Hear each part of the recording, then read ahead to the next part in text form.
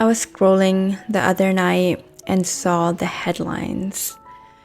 It said, Israel just approved a full invasion of Gaza. Not a raid, not a strike, a full takeover. And not only that, they've stopped aid from coming in. No food, no medicine, no fuel for over 2 months. My heart dropped.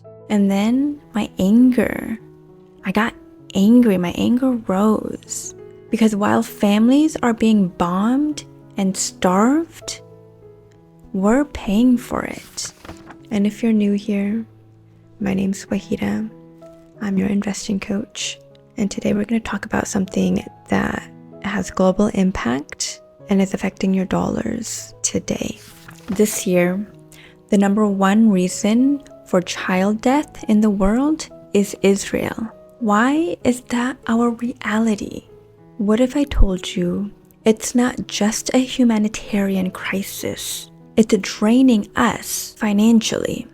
You might think this doesn't touch my wallet, but the truth, it already has in ways you might not even realize.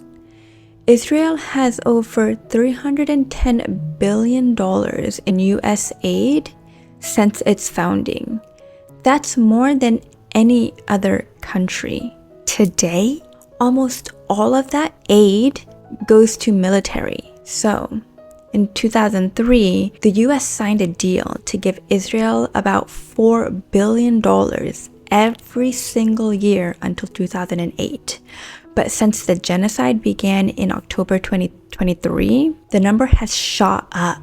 Between October and now, the US has already given Israel almost $18 billion in military aid. $18 billion. And we're watching it fund bombs, we're watching it fund tanks, and we're watching it fund airstrikes on civilians, on children, on mothers. And I'm all for giving aid to countries, but have it fund food, have it fund education, have it fund medicine, have it actually be for aid. Sending money for bombs is not aid. Meanwhile, people here in the US, they're working 2 jobs and still can't pay rent. We're rationing our insulin. We're delaying therapy. We're skipping meals to feed our kids. And we're told over and over again, there's no money for that. And that's why we have to live like this. But somehow, there's always money for war. This isn't fake money that's going to Israel.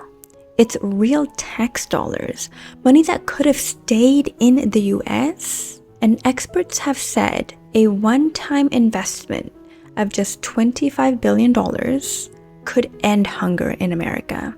Completely eradicate it, end it. No hungry kids and well-fed senior citizens.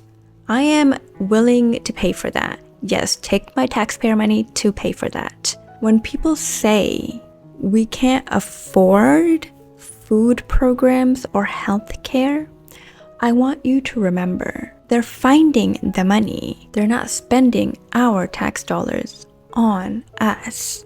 And here's the part no one wants to say out loud. Being tied to this genocide is killing the US's global reputation. People around the world don't see us as peacemakers. Like, believe me, I've traveled to over 20 countries, and whenever I go back home to Malaysia, I hear this rhetoric again and again where they don't like the US. And why would they? They see us as weapons suppliers. They see us as backing war crimes. And when a country loses its moral standing, it loses trust. It loses allies. This is already happening. And that has a real cost in trade, in diplomacy, in the value of the US dollar. You might think, this has nothing to do with me. You might feel Gaza is far, from me.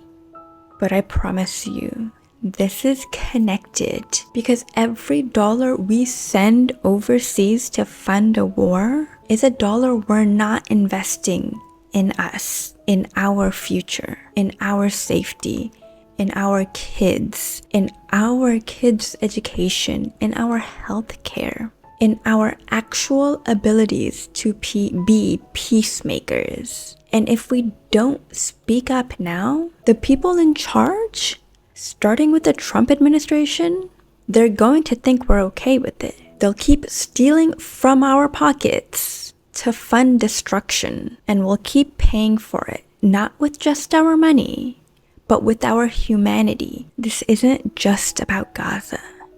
This is about the kind of people we want to be. This is about the country, the kind of country we're becoming. I'm tired, and I'm fucking angry, and I'm not going to stay quiet.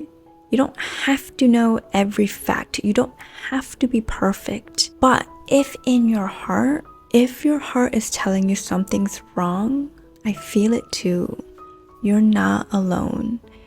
I'm right there with you. So, what can we actually do about it? Well, more than you might think, actually.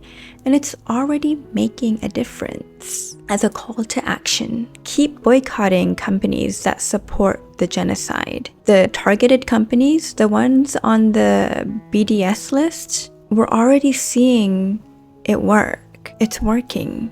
BDS and boycotts have changed Israel's global trade landscape already. They've seen a 90% drop in investments in Israeli startups in Q1 of 2023. We're seeing the tides change. Keep going.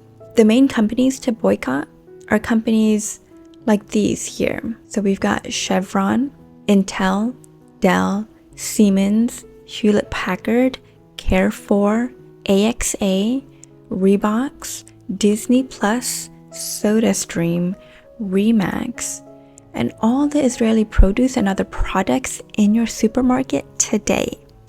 So let's choose compassion. Let's choose justice. Let's do this together. All right, y'all. Thanks for staying with me. Thanks for watching. I will see you next week. And together we can create change. Together we are creating change. Bye.